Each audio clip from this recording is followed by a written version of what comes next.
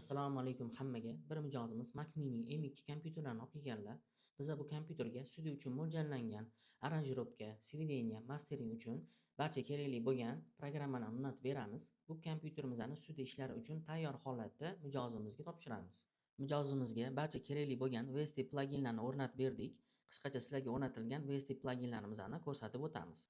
Logic Pro 12, Melodyne 5, Replay, Izotope RX 11, Nexus 5 va Omnisphere 3 barcha banklari bilan, Synthmaster 3, Swam va Spire barcha banklari bilan, Solo, Kscape, Serum 2, S-Case 2, S-Drummer 3, S-Bass, Modo Drum, Contact 8, Modo Bass, Addictive Drums 2, Stylus Remix, Trillian barcha banklari bilan, Vital Audio, Avenger, Korg, Vanguard Addictive Case, FabFilter Pro Tour, Autotune Pro 11, Shaper Box, Kashmir, Kickstart 2, Avalon, Black Hole, Ozone 12, Waves barcha banklari bilan, Fresh Air, Valhalla, Spiff, SUS 2, Reverb 2, Trax 6 va boshqa ko'plab studio uchun kerakli bo'lgan VST pluginlarni o'rnatib berdik. Kimga studio uchun kompyuter yoki ishlatish uchun tayyor kompyuterlar kerak bo'lsa,